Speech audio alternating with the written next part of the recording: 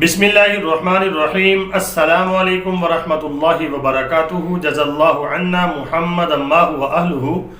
میرے ناظرین، امید ہے آپ خیریت سے ہوں گے۔ اللہ تعالیٰ شانہ آپ کو خوش و خرم رکھے۔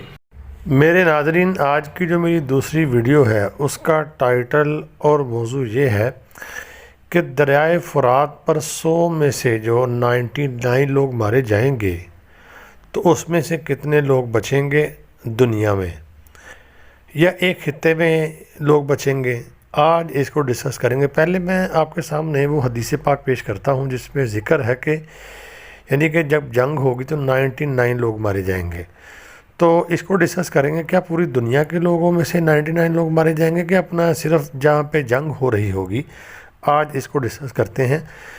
حدیث پاک آپ کے سامنے پیش کروں گا میں، اور یہ حدیث پاک آ گئی ہے، اس کی جلد نمبر 4 ہے اور صفحہ نمبر 2219 ہے اور مسلم شریف کتاب ہے۔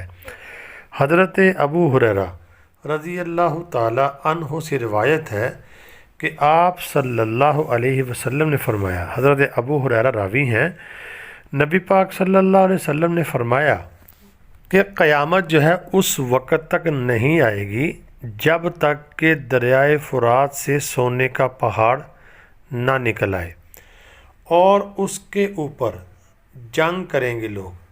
کیا کریں گے؟ لوگ اس پر جنگ کریں گے، تو پھر ہر 100 میں سے 99 یعنی 99 لوگ جو ہیں وہ مارے جائیں گے۔ تو ہر ایک جو بچنے والا ہوگا وہ یہی سمجھے گا کہ میں ہی بچا ہوں، باقی سارے مارے گئے ہیں۔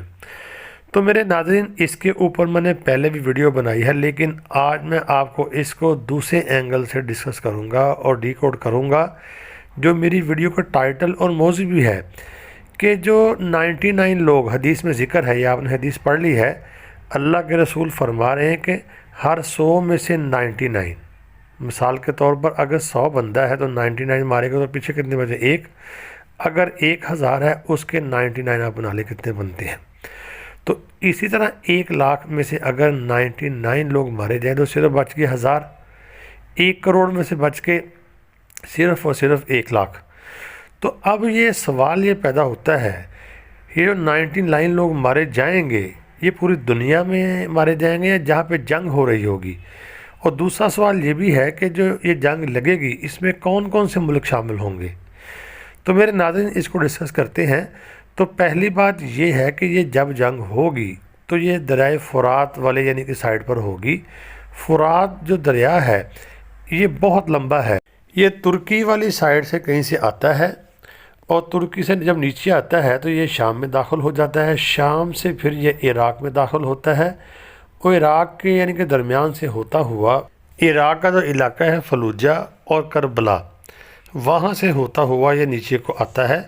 تو اگر آپ دیکھتے ہیں شام، عراق اور اسی طرح عرب پیچھے نیچے آ جاتا ہے، وہ علاقہ اس میں شامل ہو جاتا ہے۔ تو اگر دریائے فرات سے یہ سونے کا خزانہ نکلتا ہے، ہو سکتا ہے کہ جو دریائے فرات جہاں سے نکلتا ہے وہاں سے یعنی کہ مختلف جگہ سے اس کا خزانہ نکلے، تو اس کو حاصل کرنے کے لیے اس کے اوپر جنگ ہو، یا ایک ہی جگہ سے نکلے۔ لیکن ایک جگہ کا ذکر ہم نہیں کر سکتے کیونکہ نبی پاک صلی اللہ علیہ وسلم نے حدیث پاک میں یہ فرمایا کہ دریائے فرات۔ اب دریائے فرات بہت لمبا ہے، اس میں جتنا بھی ایریا آتا ہے، عراق آئے گا، شام آئے گا، ترکی سے لے کر عرب تک، اور ایران بھی اس میں شامل ہو جائے گا۔ تو میرے ناظرین، دریائے فرات کے کنارے جتنے بھی ملک ہیں دائیں بائیں، ان کو ملا کر، ان کی آبادی کو ملا کر اگر آپ حساب لگائیں، دنیا کی آبادی ویسے 8 ارب ہے، تو یہ تقریباً 20% تو بنتا ہے دنیا کا۔ دنیا کا 20% بن گیا، مثال کے طور پہ 1.5 ارب، چلو 1 ارب ہی لگا لیں۔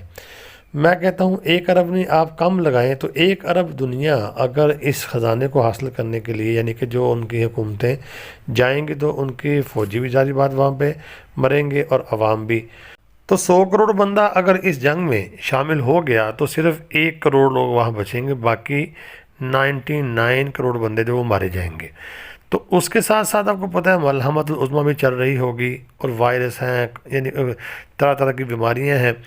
تو کل ملا کے دنیا کی آبادی جو ہے وہ صرف 30% بچے گی، 70% یعنی 8 ارب میں سے 6 ارب دنیا، 5 یا 6 ارب دنیا یعنی جنگوں میں اور اس خزانے کے نکلنے کے بعد، اور یعنی کہ فتنوں سے اور یعنی بیماریوں سے ختم ہو جائے گی۔